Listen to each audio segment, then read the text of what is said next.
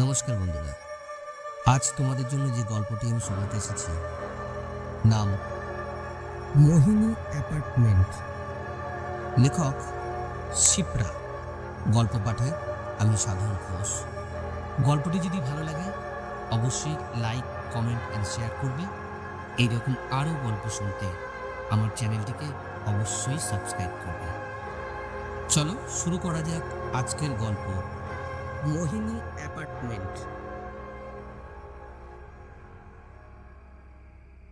অনেকদিন ধরে তমালি আর রঞ্জন একটা ফ্ল্যাটের সন্ধান করছিল সস্তার মধ্যে, আর হাতে চাঁদ পাওয়ার মতো পেয়ে গেল মোহিনী অ্যাপার্টমেন্টে একটা 2 কামরার বেশ বড় ফ্ল্যাট। ফ্ল্যাটটা বছর 2 আগেই তৈরি হয়েছে, কিন্তু এখনও কোনো লোক আসেনি। পুরোপুরি ফাঁকা বলা যেতে পারে। আশপাশটা খুব শান্ত শিষ্ট পরিবেশ।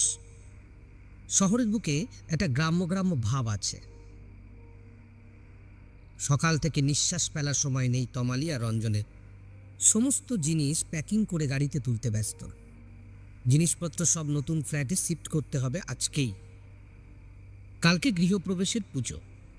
বড় করে নয়, খুব ছোট করে। লোক বলতে রঞ্জনের এক বন্ধু সুনীল আর ওর স্ত্রী পূজা আসবে, আর এতদিন যেখানে ছিল সেখানকার কিছু লোক। বাড়ির অমতে বিয়ে করার জন্য কেউ ওদের সম্পর্ককে মেনে নেয়নি, তাই কোনো বাড়িতেই প্রবেশাধিকার মেলেনি। কোনো রকমে 1 কামরার একটা ভাড়া বাড়িতে দিন কাটাচ্ছিল। ওই বাড়িতে প্রায় 6-7টা ফ্যামিলি ভাড়া থাকে, তাই কমন বাথরুম। সেইভাবে রান্নাঘর বলে কিছু নেই। ওখানে মানিয়ে গুছিয়ে চলতে বড্ড কষ্ট হচ্ছিল তমালির। আর তমালির এই কষ্ট রঞ্জন সহ্য করতে পারছিল না, কারণ বড়লোক বাবার একমাত্র আদুরে কন্যা তমালি। রঞ্জন একটা বেসরকারি কোম্পানিতে কাজ করে। খুব বেশি রোজগার নয়, তবে ভালোভাবে সংসার চলে যাওয়ার মতন। ওদের ফ্যামিলির অবস্থাও খুব একটা ভালো নয়। রঞ্জনের বাবা জুট মিলে চাকরি করতেন। হঠাৎ করে মিল বন্ধ হয়ে যাওয়ায় কাজ চলে গেছিল রঞ্জনের বাবার। তারপর নিজের জমানো পুঁজিটাকে খরচ করে ব্যবসা শুরু করেছিলেন। তাতেই সংসার কোনো রকমে টেনে ঠুরে চলে যেত ওদের। রঞ্জনের বাড়িতে প্রথম দিকে কোনো আপত্তি ছিল না বিয়ের ব্যাপারে, কিন্তু যেদিন তমালির বাবা এসে ভরা বাজারে লোকের সামনে রঞ্জনের বাবাকে যাচ্ছে তাই ভাবে অপমান করেছিলেন, সেই দিন থেকে তিনি এ বিয়ের বিরুদ্ধে রুখে দাঁড়ালেন। কারণ সব কিছু হারালেও আত্মসম্মান কিছুতেই হারাতে পারবেন না। আর রঞ্জনের মায়ের অত সাহস কোনোদিনও ছিল না যে স্বামীর মুখের উপর কথা বলবেন। তাই নীরবে কোনো রকম প্রতিবাদ না করে রঞ্জন তমালির হাত ধরে নিজেদের চেনা পরিচিত জায়গা, পরিবার পরিজন ছেড়ে শহরে চলে এসেছিল। দুপুর দুপুর তমালি আর রঞ্জন সমস্ত মালপত্র নিয়ে ফ্ল্যাটে ঢুকল। তমালি যখন কেনার আগে ফ্ল্যাটটা দেখতে এসেছিল, এক দেখাতেই পছন্দ হয়ে গিয়েছিল। আর সব থেকে বেশি পছন্দ হয়েছিল এই দক্ষিণের খোলা ব্যালকনিটা। ব্যালকনিটাতে দাঁড়িয়ে দূরে বহমান গঙ্গাটাকে দেখা যায়, আর গঙ্গার শীতল বাতাসে যেন মন প্রাণ জুড়িয়ে যায়। তমালি ফ্ল্যাটে ঢুকেই আগে ব্যালকনিতে চলে গেল। রঞ্জন তমালির পছন্দের রঙে রং করেছে ফ্ল্যাটে। এমনকি তমালির ইচ্ছায় ব্যালকনিতে একটা ঝুলন্ত দোলনাও লাগিয়েছে। তমালির পিছন পিছন রঞ্জন ব্যালকনিতে এসে তমালির পাশে দাঁড়িয়ে বলল, কি মিসেস মুখার্জি, পছন্দ হয়েছে? তমালি আনন্দে রঞ্জনকে জড়িয়ে ধরে বলল, খুব খুব খুব পছন্দ হয়েছে। এখানে কিছু ফুলের টব এনে লাগাতে হবে, তাহলে পুরোটাই কমপ্লিট। রঞ্জন বলল, অবশ্যই, তুমি যেভাবে যেমন খুশি নিজের বাড়িকে সাজিয়ে দেবে। রঞ্জনের বুকে মাথা রেখে তমালি মৃদু স্বরে বলে উঠল, বাড়ি থেকে চলে আসার পর আমি সব থেকে বেশি মিস করতাম আমার ব্যালকনির গাছগুলোকে আর দোলনাটাকে। থ্যাংক ইউ মিস্টার মুখার্জি, আমাকে কিছুটা হলেও ফিরিয়ে দেওয়ার জন্য। রঞ্জন তমালির মুখটাকে নিজের হাতের মধ্যে নিয়ে বলল, আমি বুঝি তোমার সব কিছু মানিয়ে নিতে খুব কষ্ট হয়, কিন্তু আমার যে কিছু করার নেই। তবে আই প্রমিস, আমি একটু একটু করে সব ঠিক করে দেব। তমালি রঞ্জনের চোখে চোখ রেখে বলল, তোমাকে নিজের করে পেয়েছি, এটাই আমার কাছে অনেক আর একটা কথা, কিছু পেতে গেলে কিছু তো ছাড়তেই হয়। এখনও সব থাক, এখনও অনেক কাজ বাকি, করে ফেলতে হবে। রঞ্জন মৃদু হেসে মাথা নেড়ে বলল, জো হুকুম ম্যাডাম, দাস আপনার সেবায় হাজির। তমালি রঞ্জনের পেটে একটা ঘুষি মারল। রঞ্জন তমালিকে বুকের মধ্যে আগলে নিল। সমস্ত জিনিসপত্র সুন্দর করে সাজিয়ে গুছিয়ে রাখতে এবং নিজেদের মধ্যে খুনসুটি করতে করতে এতটা সময় লেগে গেল যে প্রকৃতির বুক থেকে সূর্য বিদায় নিয়েছে ততক্ষণে, এবং সন্ধে নেমে এসেছে। আর তার সাথে আকাশের বুকে উঠেছে গোল থালার মতো একটা চাঁদ। রঞ্জন বেরোনোর আগে সমস্ত কিছু ভালো করে দেখে নিল। রঞ্জন ফ্ল্যাটের লনে দাঁড়িয়ে ডাক দিল, তমা, হলো তোমার? অনেকটা রাত হতে চলল, ফিরতে হবে, আবার আমার সকালে আসতে হবে তো, বাকি কাজ কালকে করো। তমালি সাড়া দিল, আসছি। হঠাৎ তমালি চিৎকার করে উঠল। তমালি চিৎকার শুনে রঞ্জন দ্রুততার সাথে ভিতরে ঢুকল। দুটো ঘর, ডাইনিং, লিভিং, কোথাও তমালিকে না পেয়ে ব্যালকনির দিকে ছুটল। তমালিকে পাথরের মতো দাঁড়িয়ে থাকতে দেখে রঞ্জন বলে উঠল, কি হলো তোমা, এইভাবে চিৎকার করলে কেন? আমি তো ভয় পেয়ে গেছিলাম, কি হয়েছে? তমালির কোনো সারা শব্দ না পেয়ে রঞ্জন আরও একটু এগিয়ে গিয়ে তমালির কাঁধে হাত রাখল এবং তমালির দৃষ্টি অনুসরণ করে দেখল তমালি এক দৃষ্টিতে দোলনার দিকে তাকিয়ে আছে, আর দোলনাটা মৃদু হাওয়ায় তালে তালে দুলছে। রঞ্জনের স্পর্শে তমালি ভয়ে চিৎকার করে উঠল। রঞ্জন তমালির চোখে মুখে অদ্ভুত রকমের একটা ভয়ের ছাপ লক্ষ্য করল। তমালিকে দুই বাহুর মধ্যে আবদ্ধ করে বলল, তমা, এই তমা, কি হলো? এত ভয় পাচ্ছ কেন? আমি রঞ্জন। তমালি রঞ্জনের বুকের মধ্যে ঝাঁপিয়ে পড়ল এবং ভয়াত্ম কণ্ঠে বলে উঠল, জানো রঞ্জন, এই দোলনায় একটা বাচ্চা মেয়ে বসেছিল এবং তার সর্বশরীর যেন রক্তে ভেসে যাচ্ছিল, তবুও সে খিলখিল করে হাসছিল। রঞ্জন তমালির মাথায় হাত বুলিয়ে দিতে দিতে বলল, কি সব বলছো তুমি? তমা, কি হয়েছে তোমার? শান্ত হও। বুঝতে পারছি তুমি ভয় পেয়েছ। সব সময় আলতু ফালতু ভূতের সিনেমাগুলো বসে বসে দেখবে, আর সেইগুলো মনে করে করে ভয় পাবে। কতবার তোমাকে বারণ করেছি এসব ভূতের সিনেমা দেখো না, কিন্তু কে কার কথা শোনে? তমালি নিজেকে শান্ত করে বলল, আমি সত্যিই দেখেছি রঞ্জন, বিশ্বাস করো। রঞ্জন বলে উঠল, এসব ভুলভাল চিন্তা এখন মাথা থেকে ঝেড়ে ফেলো, চলো বেরোতে হবে, অনেকটা রাত হয়ে গেল, আবার সকাল সকাল আসা আছে। তমালি করুণ মুখ করে রঞ্জনের দিকে তাকিয়ে বলল, তুমি আমাকে বিশ্বাস করছো না, না? আমি বুঝতে পারছি, কিন্তু আমি সত্যিই দেখেছি। রঞ্জন বলে উঠল, এখানে বিশ্বাস অবিশ্বাসের কথা নয়, ব্যাপারটা হলো ভয়ের। তুমি ভয় পেয়েছ, আর ভূত বলে কিচ্ছু হয় না, বুঝলে? ওটা তোমার মনের ভ্রম। তমালি রঞ্জনের কথা শুনে মনে মনে ভাবল, রঞ্জন ঠিকই বলেছে, আমি ভয় পেয়ে গেছি, কিন্তু নিজের চোখে দেখলাম, মনে হলো যে আসলে কল্পনা হবে হয়তো। রঞ্জন ঠিকই বলে, এই ভূতের সিনেমা দেখে দেখে আমার মাথাটা একেবারে বিগড়ে গেছে।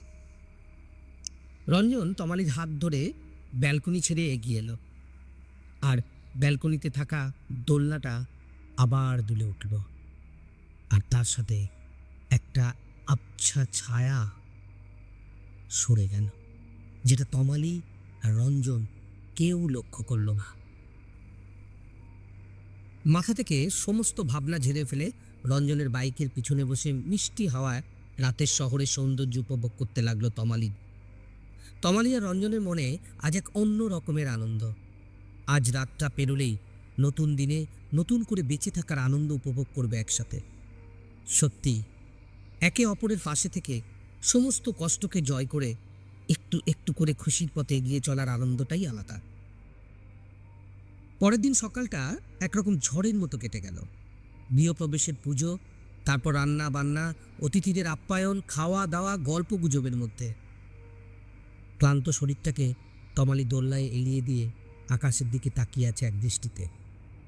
সূর্য তখন একটু একটু করে ডুব দিচ্ছে গঙ্গার বুকে। সূর্যের পড়ন্ত আলোয় গঙ্গার জলটা কেমন চিকচিক করছে হীরের মতো। পাখিরা দল বেঁধে আপন আপন নীড়ে ফিরছে। রঞ্জন গরম ধোঁয়া ওঠা কফির কাপ হাতে নিয়ে বলে উঠল, কি ব্যাপার মিসেস মুখার্জি, কবি টবি হবেন নাকি? তমালি একগাল হেসে রঞ্জনের হাত থেকে কফির কাপটা নিয়ে একটা চুমুক দিয়ে বলল, অসাধারণ হয়েছে কফিটা। তাছাড়া মনটা আমার একটু কফি কফি করছিল। রঞ্জন হেসে হেসে বলল, থ্যাংক ইউ। আপনার মুখে আমার প্রশংসা শুনে আমি ধন্য হয়ে গেলাম। তমালি খিলখিল করে হেসে উঠল রঞ্জনের কথা শুনে। রঞ্জন বেতের মোড়াটাতে বসতে বসতে বলে উঠল, তা কি এত গভীর চিন্তা ভাবনা করা হচ্ছিল শুনি? তমালি কফির কাপে চুমুক দিতে দিতে বলে উঠল, ভাবছিলাম আজ যদি বাড়ির সবাই আমাদের সাথে থাকতো তাহলে আমাদের আনন্দটা আরো দ্বিগুণ হয়ে যেত। রঞ্জন একটা দীর্ঘ নিঃশ্বাস ফেলে বলে উঠল, আশা করি সময়ের সাথে সব ঠিক হয়ে যাবে একদিন। তমালি মৃদু স্বরে বলে উঠল, হুম। ধীরে ধীরে শহর রাতের নিস্তব্ধতার মোটা চাদরে ঢাকতে শুরু করেছে। শহর যেন গভীর ঘুমে আচ্ছন্ন। শুধু জেগে আছে রাত জাগা কিছু পাখি শিকারের সন্ধানে, এবং থেকে থেকে ডেকে উঠছে নিজেদের কর্কশ স্বরে। হঠাৎ একটা আওয়াজে তমালের ঘুম ভেঙে গেল। পাশ ফিরে দেখল রঞ্জন গভীর ঘুমে মগ্ন। তমালি উঠে জলের বোতলটা হাতে নিয়ে জল খেতে যাবে, ঠিক তখন নিচের উপর দিয়ে কিছু একটা গড়িয়ে যাওয়ার আওয়াজ পেল। শুনে মনে হলো 5 টাকার কয়েন পড়লে যেরকম আওয়াজ হয় ঠিক ঠিক সেই রকম। তমালির একটা অদ্ভুত রকমের অস্বস্তি হতে লাগলো। তমালি বিছানা ছেড়ে এক পা করে এগিয়ে গেল ডাইনিং হলে। হঠাৎ তমালি মনে হলো একটা ছায়া পর্দার পিছনে লুকিয়ে পড়ল। তমালি এক ছটকায় পিছন ফিরল, কিন্তু না, কোথাও কেউ নেই। হঠাৎ তমালির কানে এলো ওয়াশরুম থেকে টপ টপ করে জল পড়ছে। তমালি এক পা করে এগিয়ে গেল ওয়াশরুমের দিকে। লাইটটা জ্বালাতেই দেখলো না, সব ঠিকঠাক আছে, কোথাও তো জল পড়ছে না। তমালির হঠাৎ মনে হলো ব্যালকনি থেকে কারো হাসার আওয়াজ আসছে। তমালির মনের মধ্যে সাহস সঞ্চয় করে এক পা করে এগিয়ে যেতে লাগলো ব্যালকনির দিকে। কিন্তু ব্যালকনির দরজাটা খোলার সাথে সাথে দেখলো না, সেখানেও কিছু নেই। তমালি চারিদিকে ভালো করে চেয়ে দেখলো, চোখে মুখে জলে ছিটে দিয়ে আবার শুয়ে পড়ল এবং মনে মনে বলে উঠল, তমালি, সব তোর মনের ভুল। ভূতের সিনেমা দেখে দেখে মাথায় সব ভাবনা চিন্তা ঘুরে বেড়াচ্ছে তোর। রঞ্জন ঠিকই বলে, না, ভূতের সিনেমা দেখা বন্ধ করতে হবে। তমালির চোখ বন্ধ করার সাথে সাথে পর্দার পিছন থেকে ছায়ামূর্তিটি বেরিয়ে এলো এবং খিলখিল করে হেসে উঠল। এইভাবে কেটে গেল আরো 15টা দিন।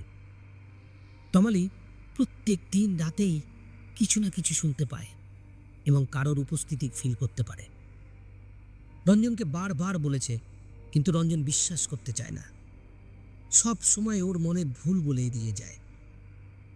রাত আসলেই তমালি যেন ভয়ে সিটিয়ে যায়। এখন আর ব্যালকনির দোলনাতে বসতে ভালো লাগে না। তমালি এগুলোকে এতদিন মনের ভুল ভাবলেও এখন নিশ্চিন্ত যে এটা ওর মনের ভুল নয়। এই ফ্ল্যাটে কারোর অস্তিত্ব আছে এবং সেটা অশরীরী। এরকম একদিন রাতের বেলায় তমালি হঠাৎ করে শুনতে পায় কে যেন কাঁদছে। তমালির ঘুম ভেঙে যায়, ভয়ের চোটে গলাটা শুকিয়ে কাঠ হয়ে যায়। তমালি কান্নার আওয়াজ অনুসরণ করতে করতে এগিয়ে যায়। হঠাৎ কান্না থেমে গিয়ে ফুল স্পিডে জল পড়ার আওয়াজ আসতে থাকে ওয়াশরুম থেকে। তমালি দুরু দুরু বুকে ওয়াশরুমের দিকে এগিয়ে যায়। সুইচ বোর্ডে হাত দিয়ে লাইট জ্বাললে লাইটটা টপ টপ করতে থাকে। হালকা আলো আধারিতে তমালি দেখে কলের মুখ দিয়ে রক্ত বেরোচ্ছে, আর একটা বছর 5-এর বাচ্চা মেয়ে খিলখিল করে এসে সেই রক্ত সর্বশরীরে মাখছে। তমালি চিৎকার করে ওঠে। তমালি চিৎকারে রঞ্জনের ঘুম ভেঙে যায় এবং ধরপড় করে উঠে ঘর ছেড়ে বেরিয়ে এসে দেখে তমালি ওয়াশরুমের মেঝেতে পড়ে আছে জ্ঞান হারিয়ে, আর ওয়াশরুমের কলটা খোলা। এইভাবে পেরিয়ে গেছে আরও কিছুদিন। তবে তমালির আচরণের কোনো রকম পরিবর্তন হয়নি। দিন দিন তমালি যেন একার একটা দুনিয়া তৈরি করে ফেলেছে। আগের মতো সেই হাসি মজা খুনসুটি করে না, কেমন সবসময় ভয়ে ভয়ে দম মেরে থাকে। আজ কৌশিকী অমাবস্যা। সকাল থেকেই তমালির মনটা যেন উড়াচ্ছে, মনে হচ্ছে খারাপ কিছু একটা ঘটবেই। রবিবার, তাই রঞ্জন বাড়িতেই আছে। সকাল থেকে তমালিকে অস্থির হতে দেখে রঞ্জন বলে উঠল, তমা চলো, আজ সারাদিন আমরা বাইরে ঘুরে বেড়াই। অনেক দিন এইভাবে দিনগুলো এনজয় করা হয়নি। আগে সময় পেলে একসাথে শহরের সমস্ত অলিগলি আমরা ঘুরে বেড়াতাম। কি হলো, যাবে? তমালি মন মরা হয়ে বলল, ভালো লাগছে না গো। রঞ্জন তমালির পাশে বসে, তমালির হাতটা ওর হাতের মধ্যে নিয়ে বলল, কি হয়েছে তোমা? কদিন ধরে লক্ষ্য করছি তোমাকে কেমন অন্যরকম লাগছে। মন খারাপ করছে বাড়ির জন্য?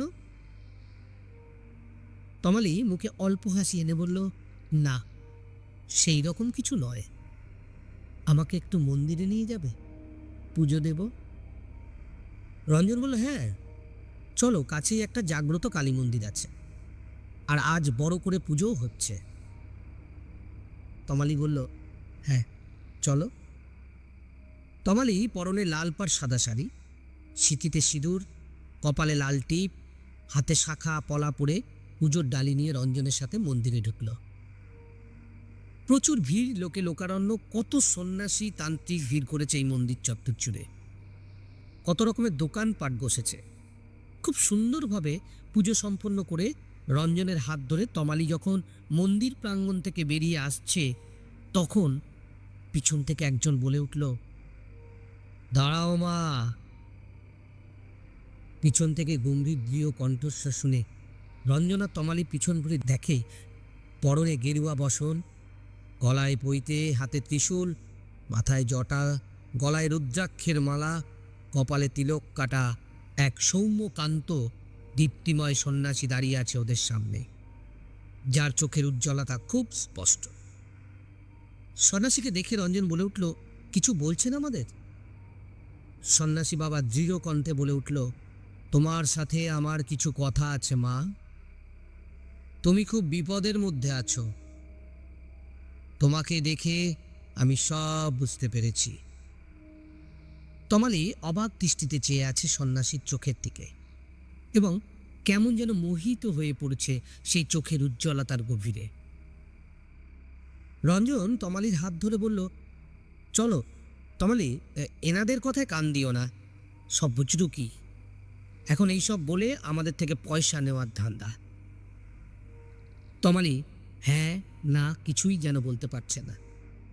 তমালির মনের মধ্যে এক আশ্চর্য ঝড় বয়ে চলেছে। শুধু মনে হচ্ছে তমালির এতদিন যে কথাগুলো কাউকে বলতে পারেনি, এমনকি রঞ্জনকে বললেও বিশ্বাস করেনি, সেই কথাগুলো ওরা না বলা সত্ত্বেও উনি যেন সব বুঝে গেছেন। তমালি কাঠের পুতুলের মতো এগিয়ে চলল রঞ্জনের হাত ধরে। সন্ন্যাসী বাবা পিছন থেকে বলে উঠলেন, আমি জানি মা, তুই যা দেখিস, অনুভব করিস, সব সত্যি। এই কথাটা তমালির কানে বেজে উঠল এবং তমালি ছুটতে ছুটতে সন্ন্যাসী বাবার পায়ের কাছে এসে বসে পড়ল।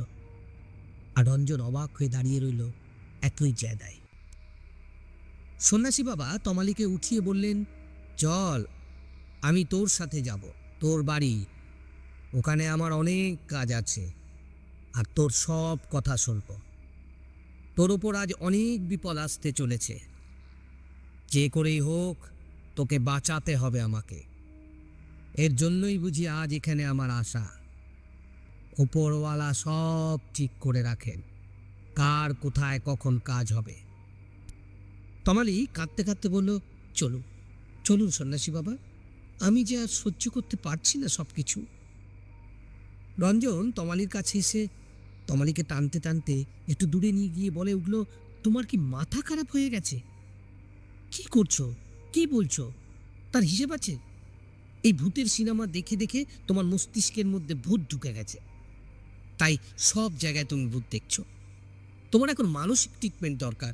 এসব সন্ন্যাসী বাবাদের পাল্লায় পড়লে সব শেষ হয়ে যাবে, আর অন্ধবিশ্বাসের বেড়াজাল আষ্টে পিষ্টে ঘিরে ধরবে তোমাকে। তখন আর বাঁচার পথ পাবে না। রঞ্জনের কথা শেষ হওয়ার সাথে সাথে সন্ন্যাসী বাবা বলে উঠলেন, জানি তোর মনে প্রচুর অবিশ্বাস, তবে একটা কথা কি বলতো, ভগবান যেমন আছে শয়তানও আছে।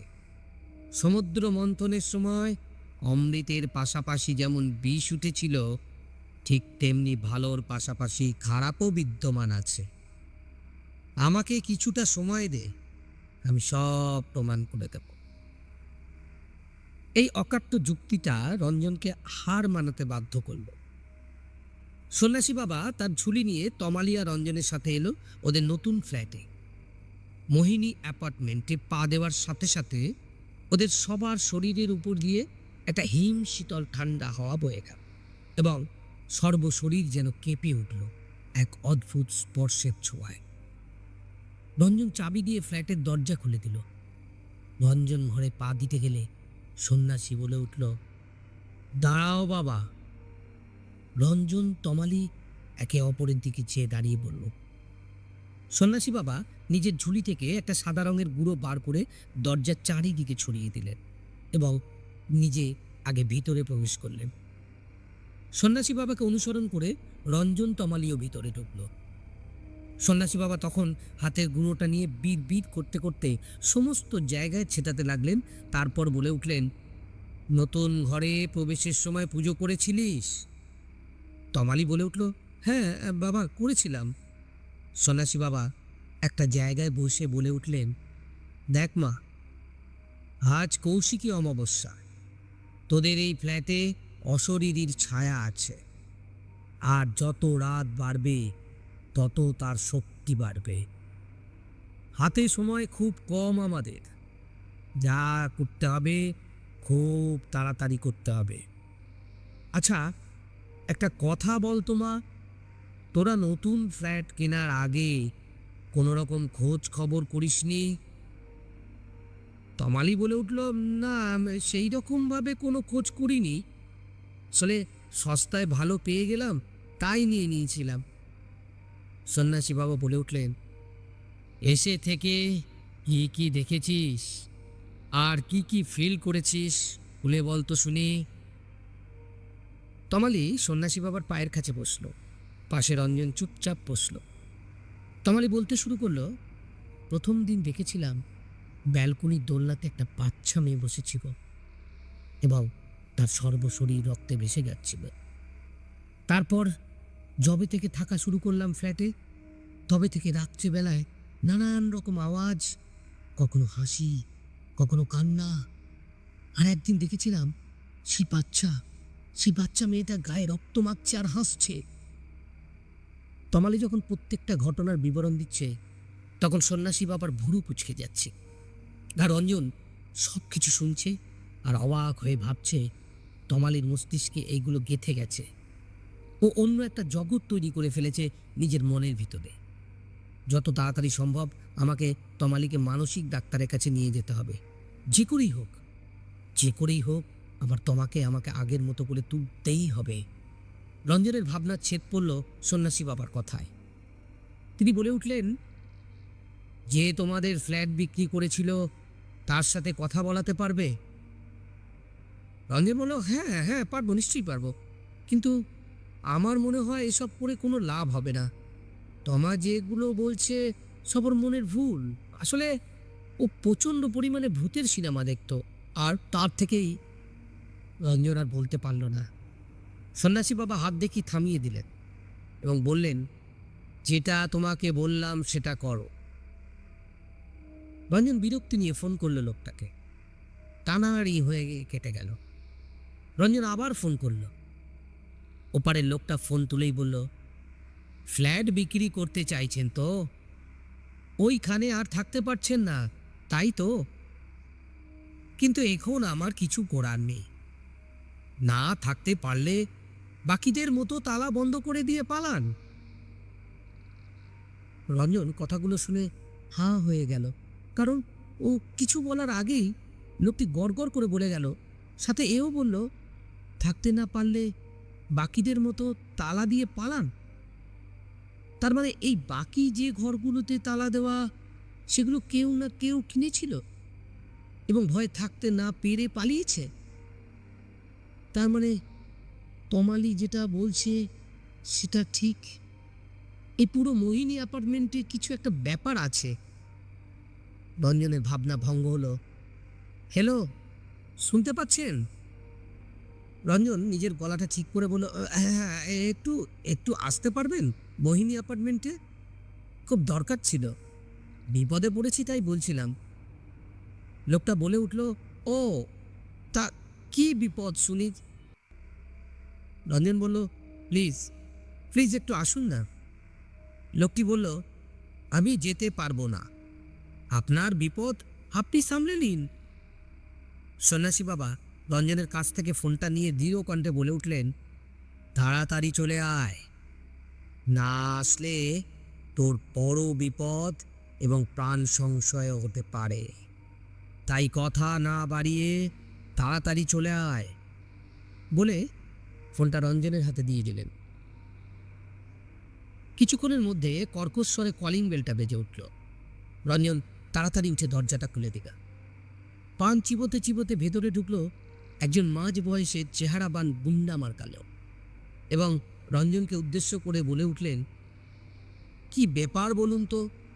এই বিনোদকে ফোনে হুমকি দিচ্ছেন, ভয় দেখাচ্ছেন। রঞ্জন কিছু বলার আগেই সন্ন্যাসী বাবা বলে উঠলেন, হুমকি নয়, যা বলছি তা সত্যি। আর এই মোহিনী অ্যাপার্টমেন্টের ব্যাপারে যা যা জানিস সব বলে দে, তাহলে তোদের তার হাত থেকে বাঁচালেও বাঁচাতে পারি। বিহারীবাবু সন্ন্যাসী বাবাকে দেখে এবং তার কথা শুনে একটু দমে গেলেন এবং নিচু স্বরে মেকি হাসি হেসে বললেন, না না না না, সেই রকম কিছু সত্যি আছে বলে আমার জানা নেই। রঞ্জন বলে উঠল, তাহলে আপনি ফোনে ওই কথাগুলো বলেছিলেন কেন? নিশ্চয়ই কোনো সমস্যা আছে এই মোহিনী অ্যাপার্টমেন্টে। সন্ন্যাসী বাবা বলে উঠলেন, হাতে কিন্তু আমাদের সময় খুব কম, যা বলার তাড়াতাড়ি বল, না হলে আর কিচ্ছু করার থাকবে না। সবাই মরবে, সবাই, ও কাউকে বাঁচতে দেবে না। বিহারীবাবু সন্ন্যাসী বাবার পা ধরে বলে উঠলেন, আমি কিছু করিনি, কিছু না, শুধু লোক দেখে ফ্ল্যাট বিক্রি করা আমার কাজ, আর সেটাই আমি করি। এই জায়গাটা যেখানে এই মোহিনী অ্যাপার্টমেন্ট গড়ে উঠেছে না, এটা একজনের বাড়ি ছিল। তবে সব শোনা কথা যে ওই বিল্ডার এই ফ্ল্যাটটা বানিয়েছিল আকস্মিকভাবে তার এবং তার সঙ্গীদের মৃত্যু হয়। রঞ্জন বলে উঠল, যে যেটুকু জানো সেটুকুই বলো। বিহারীবাবু আবার বলতে শুরু করলেন, 70 বছরের শ্যামলবাবু ওনার মেয়ে মোহিনী এবং নাতনি রলিকে নিয়ে থাকতে। ওনাদের বাড়ির নাম ছিল সুখনীর। শ্যামলবাবু মেয়ের বিয়ে দিয়েছিলেন নিজের পছন্দ করা পাত্র উজ্জ্বলের সঙ্গে, কিন্তু তিনি বুঝতে পারেননি তার পছন্দ করা ছেলে তার মেয়ের জীবনটাকে বিভীষিকা করে দেবে। বিয়ের পর থেকে মোহিনীর উপর অত্যাচার শুরু হয়।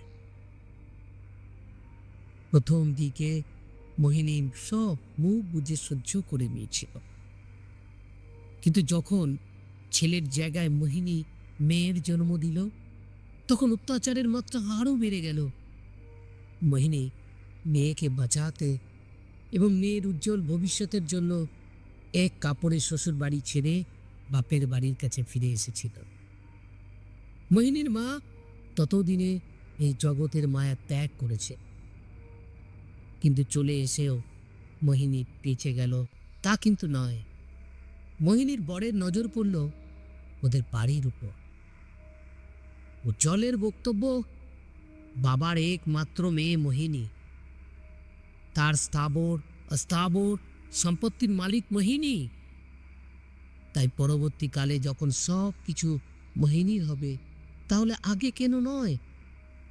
আর আরও একটা বক্তব্য ছিল, এই জায়গায় ফ্ল্যাট উঠলে প্রচুর টাকা পাওয়া যাবে, সেই টাকায় ওদের মেয়ের ভবিষ্যৎ সিকিউর হবে। তবে উজ্জ্বলের বক্তব্যে মোহিনী এবং মোহিনীর বাবা কেউ রাজি হয়নি। অনেক রকমভাবে ভয় দেখিয়ে, হুমকি দিয়ে যখন কাজ কিছু হয়নি, তখন একদিন রাত্রিবেলায় মোহিনীর বর উজ্জ্বল ওর কিছু লোকজন নিয়ে এসে মোহিনী আর মোহিনীর বাবাকে খুন করে। তবে নিজের মেয়েকেও ছেড়ে দেয়নি উজ্জ্বল। আসলে মেয়ে হয়েছিল বলে কোনো দিনও ভালোবাসেনি তাকে, নিজের সন্তান বলে গ্রহণ করেনি। তাই বাড়ির ছাদ থেকে নিচে ফেলে দিয়েছিল। ওইটুকু ছোট্ট মেয়ে সেদিন হাসতে হাসতে বাবার হাতে মৃত্যুবরণ করেছিল, এবং লোক জানাজানি আর পুলিশ কেসের ভয়ে বাড়ির বাগানে মাটি চাপা দিয়ে দেওয়া হয় ওদের। অন্ত্যেষ্টিক্রিয়া, শ্রাদ্ধ কোনো কিছুই করা হয়নি, এবং রটিয়ে দেওয়া হয় ওনারা এই শহর ছেড়ে চলে গেছে। তারপর ওই সুখ নীড় ভেঙে এই 5 তলার মোহিনী অ্যাপার্টমেন্ট গড়ে ওঠে। আর মোহিনী অ্যাপার্টমেন্ট গড়ে ওঠার আগে যারা যারা সেদিনের এই হত্যা লীলার সাথে জড়িত ছিল, তাদের সকলের স্বাভাবিকভাবে মৃত্যু ঘটে। অনেকে ফ্ল্যাট কিনে এখানে এসেছেন, কিন্তু 2 মাসের মধ্যে সব পালিয়ে গিয়েছেন। সবার একই বক্তব্য, এখানে নাকি অশরীরী আত্মার বাস। বিহারীবাবুর মুখে সব ঘটনা শুনে রঞ্জন ধপ করে মাটিতে বসে পড়ল তমালির পাশে। সন্ন্যাসী বাবা বলে উঠলেন, এখন ভেঙে পড়ার সময় নয় বাবা, তুমি বাজার থেকে আমি যেগুলো বলছি সেই জিনিসগুলো নিয়ে এসো তাড়াতাড়ি, এখনই আমাকে পূজায় বসতে হবে। রঞ্জন আর এক মুহূর্ত সময় নষ্ট না করে বেরিয়ে পড়ল, কারণ এখন ওর সম্পূর্ণরূপে বিশ্বাস হয়ে গেছে তমালি যা যা বলেছে সব ঠিক। আর সন্ন্যাসী বাবার কথা অনুযায়ী তমালির বিপদ, আর তমালির কিছু হতে দেবে না রঞ্জন, কিচ্ছু না। সূর্য আকাশের বুক থেকে বিদায় নিয়ে নিয়েছে। নিকষ কালো অন্ধকারের মোটা চাদর চারিদিক ঢাকতে শুরু করেছে। রাতের গভীর নিস্তব্ধতা বাড়তে শুরু করেছে। ঘরের মাঝখানে দাউ দাউ করে জ্বলছে পবিত্র অগ্নির লেলিহান শিখা। মন্ত্র উচ্চারণের আওয়াজে চারিদিক গম গম করছে। আর পবিত্র অগ্নির চারপাশ জুড়ে বসে আছে 4টে মানুষ। ঘড়ির কাঁটা টিক টিক করে এগিয়ে চলছে আপন গতিতে, সময়ের জানান দিতে দিতে। সন্ন্যাসী বাবা রঞ্জনের হাতে, তমালির হাতে এবং বিহারীবাবুর হাতে মন্ত্রপুত ধাগা বেঁধে দিলেন এবং রঞ্জনকে উদ্দেশ্য করে বললেন, বাবা, আজ তোমার স্ত্রী প্রাণ রক্ষা তোমাকেই করতে হবে। কিছুতেই ওর হাত ছাড়বে না। তীব্র শক্তি তোমাকে ওর কাছ থেকে ছিনিয়ে নিতে চাইবে, কিন্তু তুমি তোমার ভালোবাসার শক্তি দিয়ে ওকে আটকে রাখবে, আর আমার সাথে সাথে মন্ত্র আউড়ে যাবে। পারবে তো বাবা? রঞ্জন দৃঢ় কণ্ঠে বলে উঠল, পারবো, পারতে আমাকে হবেই। আমার তোমাকে আমি কিছুতেই হারিয়ে যেতে দেব না। রাত বাড়ার সাথে সাথে পরিবেশ আরো ভয়ঙ্কর হয়ে উঠতে লাগলো। ঘরের চারিদিক জুড়ে হাসি, কান্না, করুণ চিৎকার, আর্তনাদ ভেসে আসতে লাগলো। শীতল হাওয়ার স্পর্শে শরীর বেয়ে ঠান্ডা স্রোত নামতে লাগলো। এক মনে সবাই সবাই মন্ত্রপাঠের সাথে যজ্ঞে আহুতি দিতে লাগলো। হঠাৎ রঞ্জন টান অনুভব করলো। পাশে তাকিয়ে দেখলো তমালি ওর হাত ছাড়ানোর জন্য ছটপট করছে পাগলের মতন। তমালির চোখগুলো আগুনের কোলার মতো চলচল করছে। মুখ, হাত, পা কেমন কালো রঙের আস্তরণে ঢেকে গেছে। চুলগুলো উস্কো খুস্কো। তমালিকে কোনো এক অদৃশ্য শক্তি যেন টেনে নিয়ে যাচ্ছে নিজের কাছে। কখনো চুপচাপ বসে খিলখিল করে হাসছে, আবার পরক্ষণেই তমালি হিংসাত্মক হয়ে পড়ছে। রঞ্জনের উপর ঝাঁপিয়ে পড়ছে রাগে। তমালির শরীর ক্ষত বিক্ষত হয়ে যাচ্ছে কষ্টে, যন্ত্রণায়। টানা 3 ঘন্টা অদৃশ্য শক্তির সাথে লড়াই করে তমালিকে নিজের বুকের মধ্যে আগলে রাখতে পেরেছে রঞ্জন। এতক্ষণে লড়াইয়ে তমালি ক্লান্ত বিধ্বস্ত হয়ে জ্ঞান হারিয়েছে। অশুভ শক্তিকে পুরোপুরি দমনের পর যখন ওরা বাইরে চেয়ে দেখল, তখন রাত্রি নিকষ কালো আধার পেরিয়ে নতুন ভোরের আগমন ঘটছে।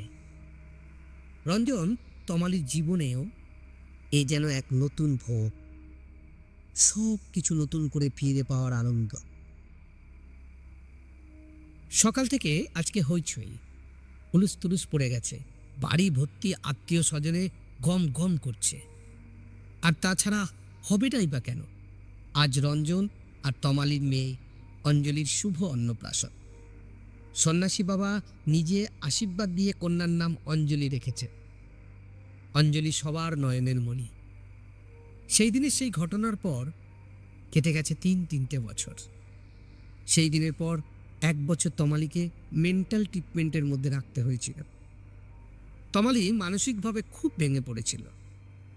ওই রকম ঘটনা ঘটার পর তমালি বাড়ি এবং রঞ্জনের বাড়ি থেকে ওদের সম্পর্ককে মেনে নিয়ে থুমথাম করে ওদের আবার বিয়ে দিয়েছিল। আর তারপর তমালির কোল আলো করে এসেছিল ওদের ছোট্ট পরী অঞ্জলি। তবে ওরা ওর ডাকনাম দিয়েছে রলি। আজ আমার গল্পের এখানেই সমাপ্তি। গল্পটি যদি ভালো লেগে থাকে অবশ্যই লাইক, কমেন্ট অ্যান্ড শেয়ার করবে। এইরকম আরও গল্প শুনতে আমার চ্যানেলটিকে অবশ্যই সাবস্ক্রাইব করবে।